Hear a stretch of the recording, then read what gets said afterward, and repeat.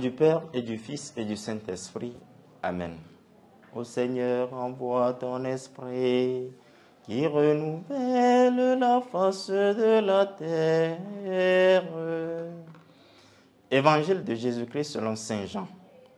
Celui qui vient d'en haut est au-dessus de tous. Celui qui est de la terre est terrestre et il parle de façon terrestre.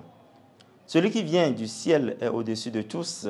Il témoigne de ce qu'il a vu et entendu. Et personne ne reçoit son témoignage. Mais celui qui reçoit son témoignage certifie par là que Dieu est vrai. En effet, celui que Dieu a envoyé dit les paroles de Dieu, car Dieu lui donne l'Esprit sans mesure. Le Père aime le Fils et il a tout remis dans sa main. Celui qui croit au Fils a la vie éternelle. Celui qui refuse de croire le Fils ne verra pas la vie, mais la colère de Dieu demeure sur lui. Acclamons la parole de Dieu. Louange à toi, Seigneur Jésus. En ce jeudi 11 avril 2024, nous sommes toujours dans la deuxième semaine du temps pascal, année B. Nous faisons mémoire du martyr évêque Stanislas. Pour comprendre le contexte de notre évangile, des Judes rapportent à Jean le Baptiste que celui qui l'a baptisé dans le Jourdain attire plus de foule et du coup aura plus de notoriété devant lui.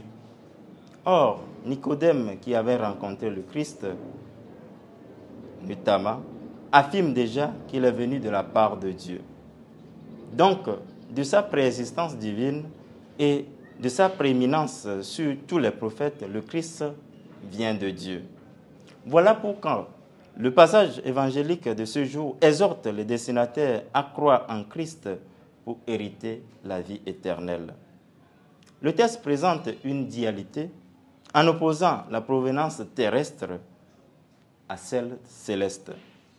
Pour faire partir de la communauté divine des élus, des amis du Christ, il faut adhérer à sa personne, à sa vie, à son imitation.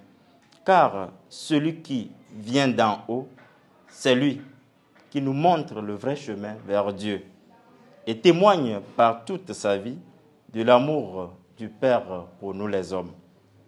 Par contre, si le cœur humain s'oppose à lui ou s'enferme de la grâce et s'éloigne de lui, son origine serait terrestre, c'est-à-dire le fils d'Adam, avec sa réalité de péché.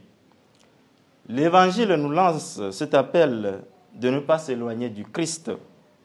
Soyons proches de lui comme Nicodème s'est approché de Jésus pour renaître de nouveau.